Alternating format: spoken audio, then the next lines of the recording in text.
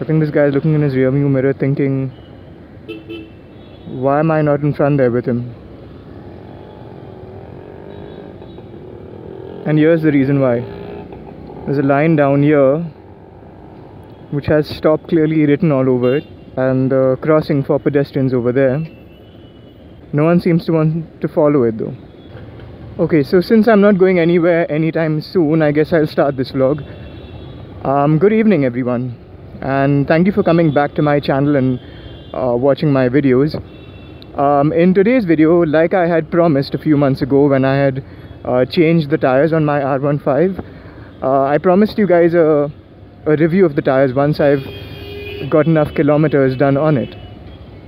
And today is the day I'll share my review of the Michelin Pilot Sporties. Now for those of you who haven't watched that video, here's a link to it. And I'll also be sharing information on how you can read the measurements on your existing tires, and hopefully based on that information, if you're considering changing tires like I did, you would also be able to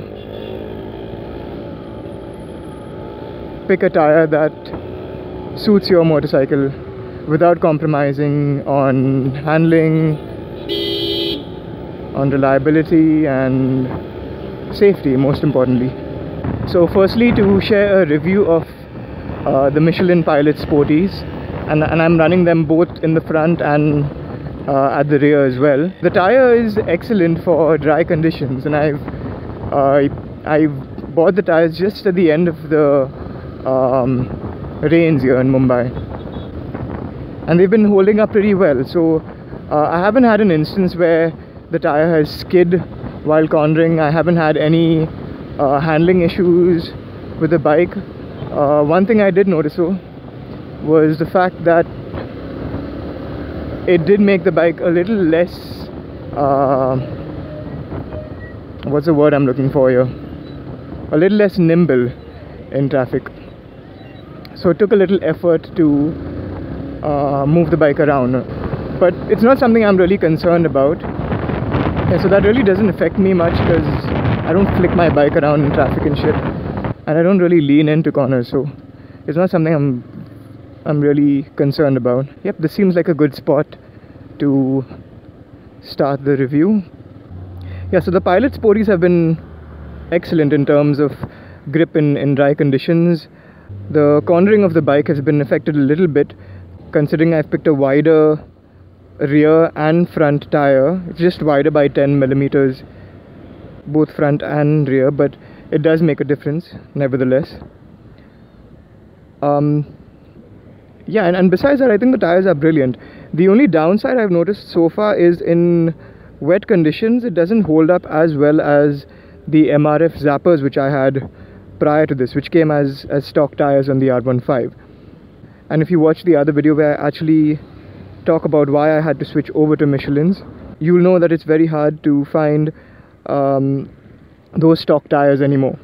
So let's look at this over here. So number one, talking about tires and the measurements, first things first, if you can see over here, you have 140 by 70-17 MC66P. Now when we talk about 140 first, the 140 actually talks about how wide your tire is at the widest point. So without having to show my number plate, we're talking about the widest point. So what you can see right now is 140 millimeters. Yeah, that's number one. The next number we look at is 70, which is after the slash. So 140 is the maximum width of the tire at its widest point. The 70 is the aspect ratio of the width of the tire to the side walls. So let's say if your tire had a width of 100 millimeters and 70% was the ratio of the width to the side walls, you'd have a 70 millimeter height over here on the side walls on both sides. So 70 on this side, 70 on the other side. And I'm not sure about the math for 140. I think it comes up to 98 millimeters, if I'm not mistaken. Right, so if you see the 17 over here, which is the next number we'll talk about, 17 talks about the entire diameter of your rim. So this tire is manufactured to fit a rim which is 17 inches, and this is not in millimeters, 17 inches in diameter. I'm sure people are wondering what the fuck I'm doing. But yeah, if you can see this arrow here, it indicates how your tire should be placed and how it should be rotating. This tire is installed correctly, which is why the arrow is pointing that way, which means the bike is heading in that direction. And it specifies as well that it's meant for a rear wheel. This 66P is... now 66 talks about the load bearing capacity of the tire at its maximum speed, at its optimum pressure. That being said, it doesn't mean that the tire can support 66 pounds or 66 kgs. What it does mean is that the tire can bear a maximum load of, I think it's about 300 kgs. And there's this whole table explaining what that number corresponds to. So for the rear tire it's 66, for the front tire I believe it's 49, if I'm not mistaken. Yep, there we see it. So 49 over there. Here's the table describing the different weights and the different numbers associated with that. So 66 is 300, 49 is whatever. Here's the table.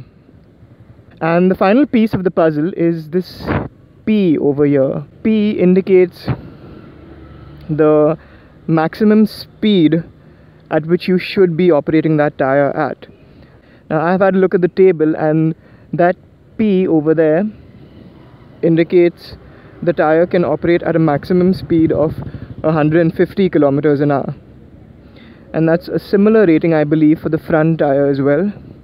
Yep, the front tire as well has got a P over there. Right, so by our understanding now of the rear tire, here's how the front tire works out.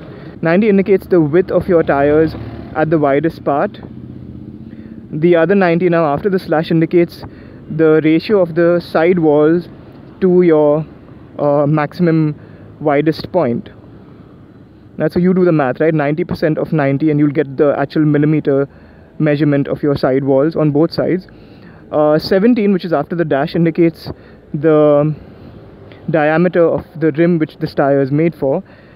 And finally 49 indicates the load bearing capacity, and P indicates the maximum speed you should be operating the motorcycle at with these tires, of course. And have a look at this guy. He's gonna try and run away from the police because he doesn't have a helmet. There's the police.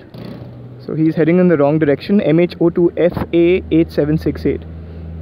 He's just decided to take his bike in the wrong direction so he can avoid the fine which he was going to get if he headed in that direction and had to deal with a police officer.